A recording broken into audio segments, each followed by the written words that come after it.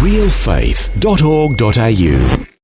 In 2007, things changed for us. Our lives changed quite dramatically with Sel's illness. After she finished school, she did a year at Coolangatta Scripture Union campsite as a cook's intern, and then she got the first job she applied for, which was a dental nurse, and she did a course at RMIT. And we were out celebrating her graduation, and she had a chest infection. Welcome to Real Faith. Conversations about the impact faith has on our lives and the challenges we go through, helping us today and giving us hope for tomorrow. That's real people, real life, and real faith with Eric Scatterbo. Well, last time, Steve and Jenny Messa shared with us a bit of their story as a couple. And Steve told us about his love for writing and performing non-commercial sounding music while he was also a teacher. We also got to hear some of his award-winning harmonica playing. Today we'll pick up their story as they have relocated to Druin, Victoria, and have 4 children. We'll hear how they suddenly faced the biggest challenge of their lives when their daughter, Sal, became mysteriously ill in 2007. Once again, Steve and Jenny are joining me in our Melbourne studios and sharing their life journey.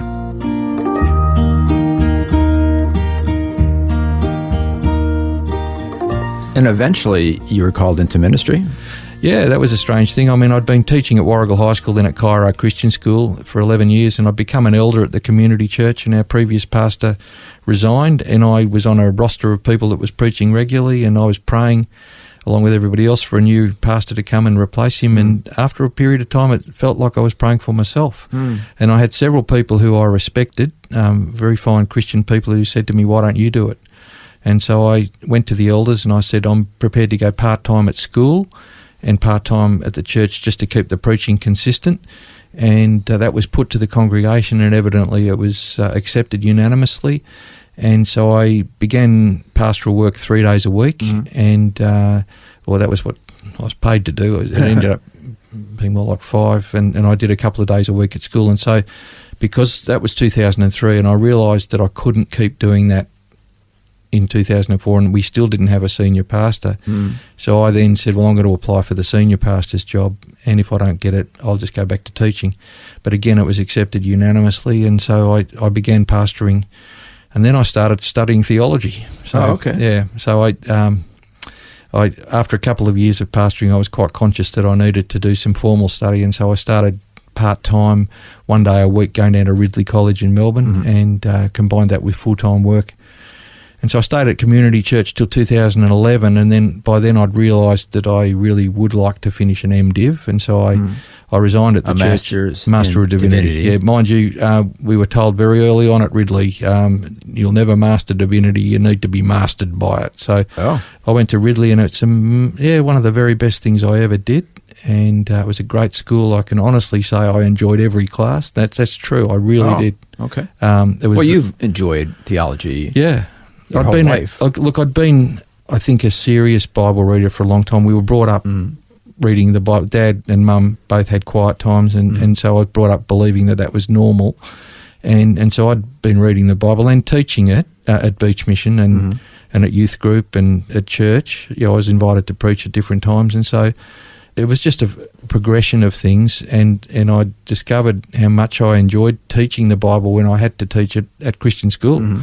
And then also your lyrics, of course, had Christian messages. Yeah, well, see, that's that whole thing of trying to be authentic and trying to think through ways. I was heavily influenced by C.S. Lewis, and one of the things that I enjoyed most about C.S. Lewis was that he could see the spiritual dimension in ordinary things. And so God is the author of creation. He's given us all things richly to enjoy. So I've tried to write about things that I think are interesting, that are Christian, but I make a distinction between Christian songs and gospel songs. So all my songs are Christian songs because they're coming from a Christian worldview. Some of them are explicitly about gospel issues, about salvation, but some of them are just about things that occur in life. And so I try to write them in a way that's consistent with a Christian outlook.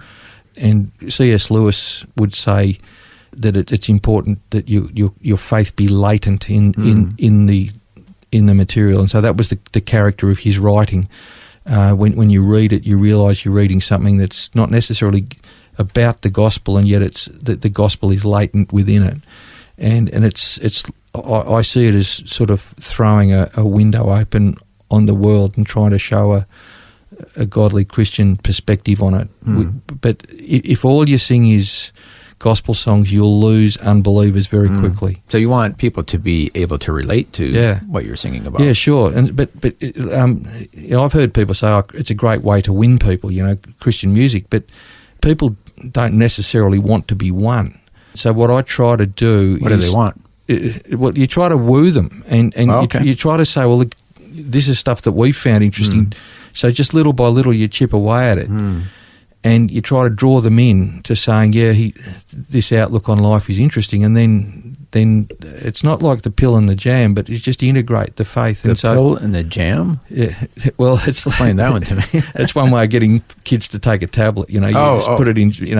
So into some jam. Look, if playing at Tamworth, sometimes we'd play out on the street busking, and so you just do songs to get people to come, and then if they can understand the music and think, these guys can play, then they'll give you a hearing. Harmonica playing. Yeah, so... award-winning harmonica.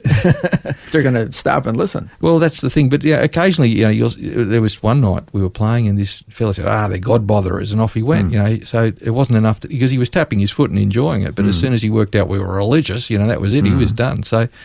you can't win everyone. You can't, no. But at the same time, we've been invited back places that a lot of Christians don't get asked the first time, so you have crossover appeal, I think is the term. I don't know how much appeal, but we just keep doing it because we love it. Yeah, and so you're good mates with all your fellow musicians. The guys that I play with are some of my best friends, and we've shared a lot of miles together and spent a lot of time, and they're sort of custodians of my songs. I put the songs out there and they always give them their best, and so they're like sort of godparents to the songs.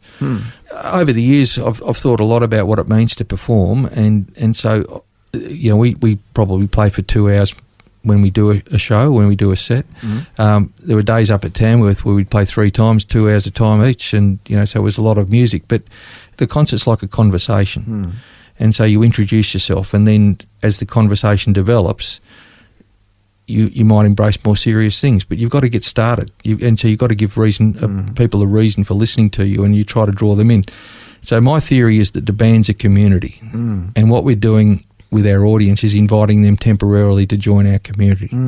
And so we try to break down the barriers. We don't want it to be them and us. And so I actually think a lot of the most important work we do is after we finish, when people come and talk to us. Oh, okay. So we try to tell stories and just give a glimpse of life, but then we try to direct people to Jesus, who's the source of salvation and life and joy and peace. And we try to do that conversationally with music as a part of the picture. Okay, so we've been kind of tracing your life journey through being a teacher, through doing music on the side, then getting into ministry and pastoral work. And meanwhile, Jenny, you're helping raise the kids? Correct. In the days when you actually could. Had amazing friends through playgroups and sporting activities that we used to do. We should say that we had a 4th child, Tom, who was born after we got to Warrigal. So so the whole family out there. Yeah, we had 4. Yeah. Yes. Yeah. Okay. And then in 2007? And in 2007, things changed for us. Our lives changed quite dramatically with Sel's illness. She had started to do, or she completed, I should say, a certificate in dental nursing. Which she was employed as a dental nurse in Melbourne for 18 months. After she finished school, she did a year at Coolamatonga Scripture Union campsite as a cook's intern, and then she got the first job she applied for, which was a dental nurse, and she did a course at RMIT. And we were out celebrating her graduation, and she had a chest infection. Now, before this, did she have any health issues? Yes, she did, mainly respiratory. Sel had always had learning difficulties, but Sel had buckets of load of determination. So she covered a lot of things up quite well. And she was happy. And always happy, always determined to please. She'd been very ill as a child. She had trouble with a stomach parasite that she had a lot of time in hospital, and then she had hernia difficulties, and she had respiratory difficulties. So she had a checkered career health-wise right through, but it never never stopped her swimming and playing hockey and giving her all at everything she did. But as Jenny said, she probably did cover over some difficulties that then emerged in 2007.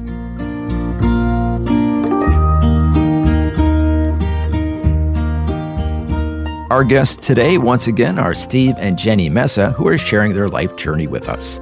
And as we're hearing, they faced the biggest challenge of their lives when their daughter Sal suddenly became mysteriously ill in 2007. We'll hear more of Steve and Jenny's story and the story of their daughter Sal's worsening illness. It's all coming up when we return right here on Real Faith.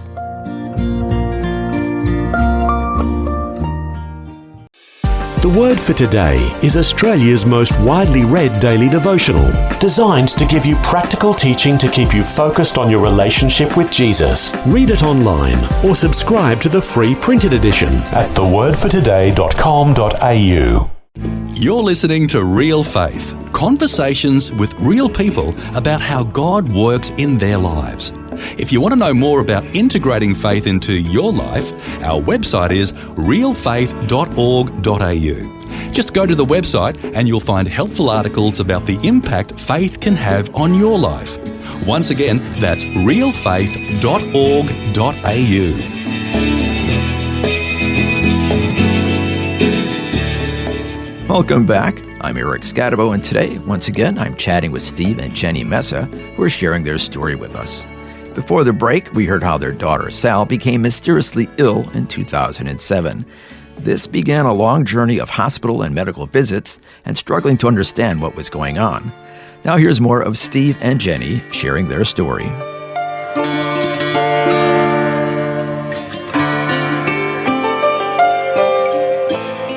So take us to when you found out this was serious.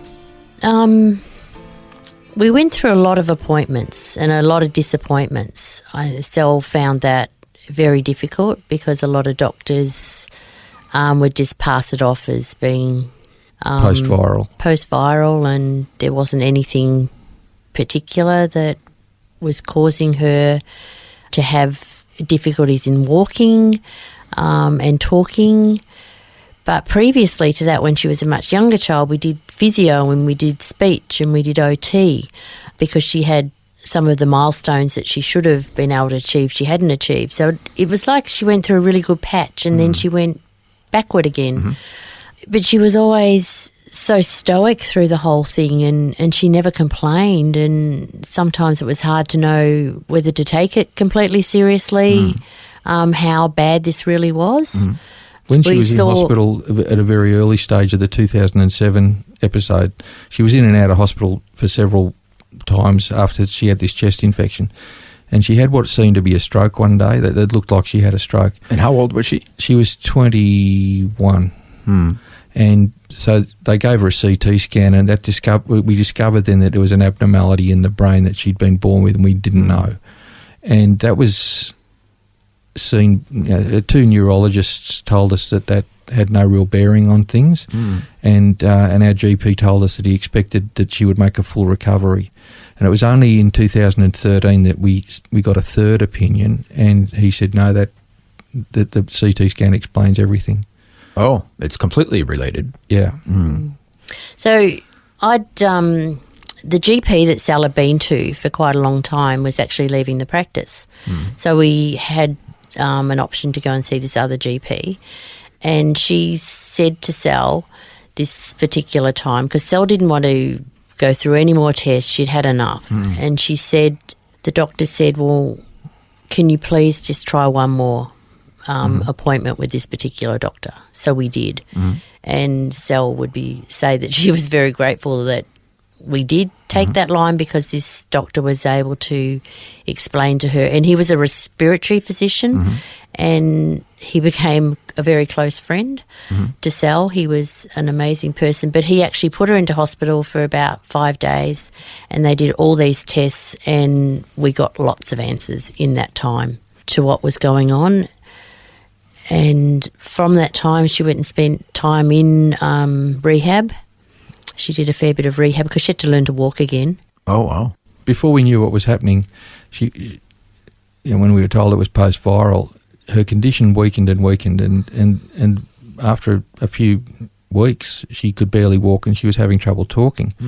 And so from 2007 until 2013, there was never a year when she wasn't in hospital for at least a significant period of time. It happened just all the time. And then we had the diagnosis. So I remember coming home from work and she'd been to the appointment with Jenny. And I said, "So what did he say to you?" And he said, "I've got some good news and some bad news." And I said, "Well, what's the good news?" And she said, "It's not going to kill me." I said, "What's the bad news?" She said, "I'm not going to get better." And so that was when we were told it was a progressive degenerative neuromuscular condition that she had. And so they were able to give it a name, which I'll get Jenny to explain because she's better at that. But that was when, it was 2013 that she saw this doctor and he was able to explain what was going on. So, Jenny, we should say that you also have a background in being a carer, so you have some medical Yes, experience. I do. I could probably go back now, and a few years back, we through Sally's condition, I decided that you don't go through something for nothing. So Sal was in a good place at the time, so I decided that I would do a certificate in aged care and home and community care, and then disability studies. So I did that. I did it over 12 months because I could only really be away from Sal 1 day a week. So it took me 12 months to do that. And it was actually very, very helpful. And it was, I just felt God was leading me down that path while Sal was in a good place. And it has set me up now to be able to do what I did. Because you caring for eventually Sally. became her carer. I did, yes. So we did have, before the NDIS came to being, NDIS? National Disability Insurance Scheme. Yes, that was That's a federal government initiative to help people cope with serious disability. Before that, there was just packages you could get. So they would give you a certain amount of money which would pay for respite care. So Sally had 2 respite carers who would come in and spend a couple of hours with her. And Sally would set the agenda, and card making became a huge passion for Sal. And these girls spent the time with her, or they'd go for a walk, or they'd actually sometimes go for outings. So she did enjoy that time, and that actually gave me time to be able to go out and do other things, or go shopping, or have a coffee, which was good, having the respite. Yeah. So her condition was gradually getting worse and worse? Slowly. But at that stage, we still didn't know what it was. Yeah, this was previous to the diagnosis. Yeah. So that had to be frustrating as parents. It was. You know, you want the best for your children. You see she's struggling, and you just can't put a handle on what's causing it. That's exactly it. So I asked our doctor one day when I had to go and see him myself, and he said, "I can't say how long it will take, but I expect her to make a full recovery." That was the original diagnosis. Yeah. So from 2007 until 2013, that's what we were working with. And you had that hope. Yeah. And, you know, she had some extended periods of time in rehab facilities. She probably had half a dozen goes at rehab at various places. And then other times when her health deteriorated and she was in hospital. But then in 2013, after she was diagnosed, it was grey matter heterotopia is the name. And it's not unlike motor neurone disease. It's progressive and it's degenerative. And it, as my understanding of it was that her brain wasn't really communicating through the nervous system with the muscles. And so in 2013, that's when the diagnosis happened. And then she spent a large part of the second half of 2013 in hospital in Melbourne. But I just want to make sure I understand this. So the diagnosis was that she was not going to get better. That's right. That she was gradually going to get worse. Yep. And that's it. Yep. So How did you I actually react went to that? I went to England. I went to Europe in 2013. It was my last year at Ridley, and I was on a study tour. And Jenny and Sally joined me at the end of that because I was already over there, and Sal had always wanted to go to Europe, and we wondered if she'd ever get another opportunity. And so we had a lovely time, but she got quite ill on the plane on the way home. And so within a week of getting home, she was in hospital in Melbourne with a serious lung infection. And that led then to a long stay in rehab in Melbourne. So for most of the last half of 2013, she was in hospital in Melbourne. And then coming into 2014, she by late February, she was taken back into rehab at Royal Park. And so, we live in Druin, so Royal Park's 90 minutes drive away, but that's where she went, and she spent the whole of 2014 in Royal Park. And so Jenny lived in Melbourne pretty much that whole time.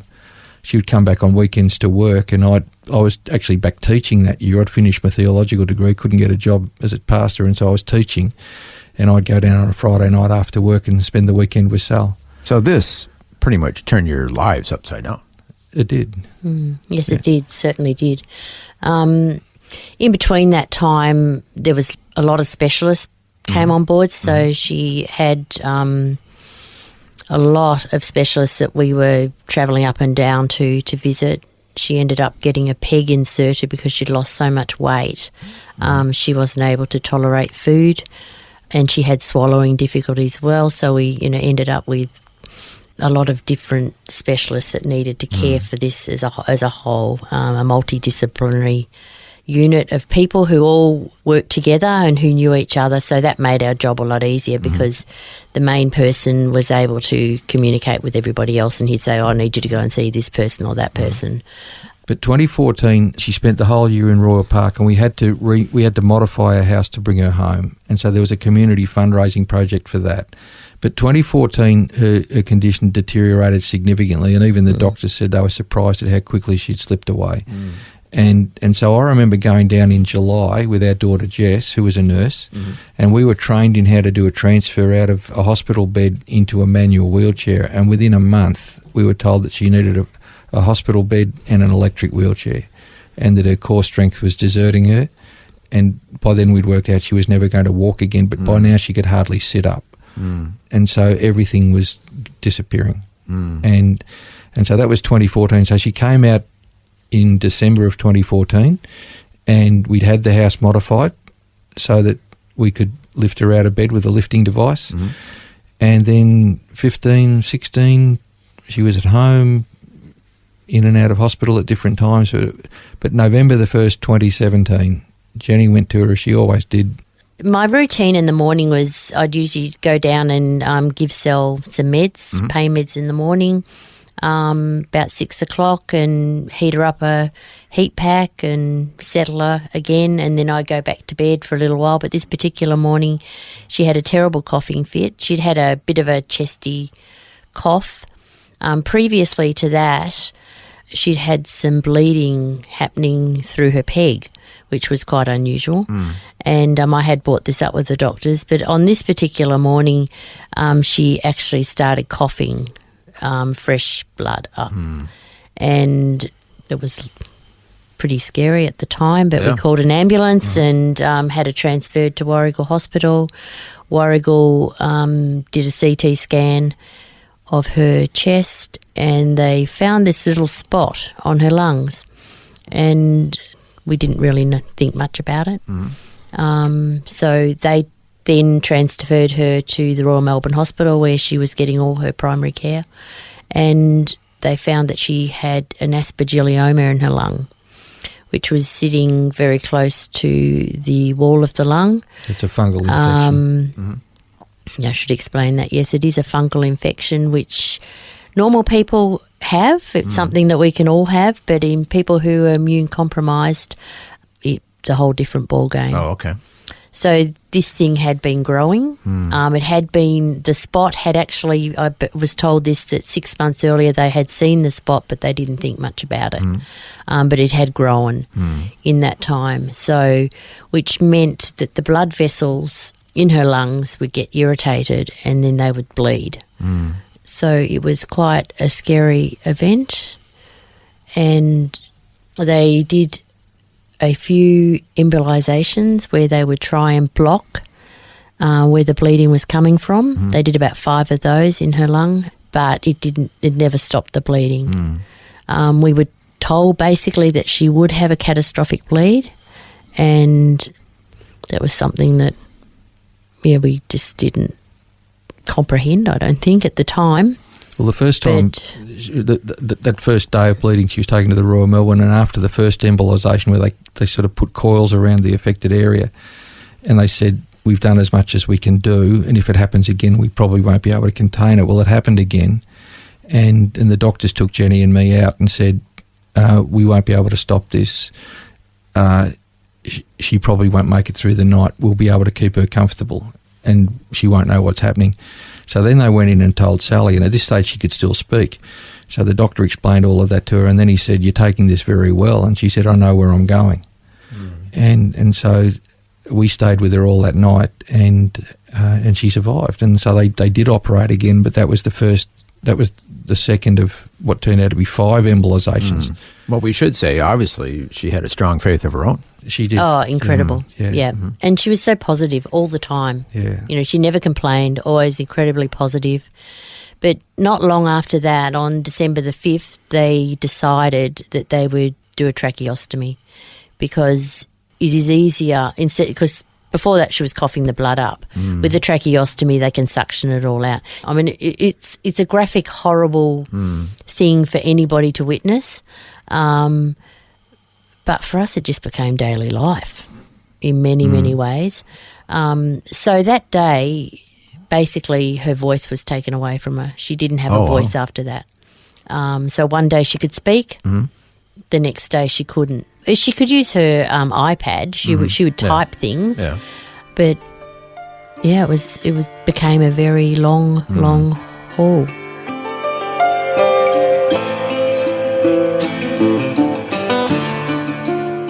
Well, that was part 2 of my conversation with Steve and Jenny Messa, who are sharing their story with us and the story of their daughter Sal's worsening illness. As we heard today, they were in a situation that no parent would like to be in. Their daughter's health was slowly deteriorating, and although they were doing the best they could to help her, nothing seemed to bring lasting results. As we heard, in 2013, a CAT scan revealed that Sal had a rare, incurable, progressive degenerative neuromuscular condition. And at one very low point, when the doctors didn't think she would last the night, they wondered why Sal took the news so well. Sal replied, "Because I know where I'm going." Her great faith reminds me of the Bible verse that says, as believers, we do not grieve like the rest of mankind who have no hope. For we believe that Jesus died and rose again, and that God will bring with Jesus those who have fallen asleep in him. Sal and all those who put their faith in Jesus have the confident assurance that they will be in heaven with their loving Heavenly Father the moment they die. And this assurance brings a peace that passes all understanding, even at the most dire of times. Well, thanks so much for joining us for part 2 of our conversation with Steve and Jenny. We invite you to join us again next time for part 3 and more of how their faith in the Lord helped them get through some very challenging circumstances. Until then, I'm Eric Scadabo. So long, and God bless. You've been listening to Real Faith, and if you have any questions or comments, you can send us a message through our website, realfaith.org.au. That's realfaith.org.au. Real Faith is a production of Vision Christian Media. This program is a production of Vision Christian Media. To find out more about us, see vision.org.au.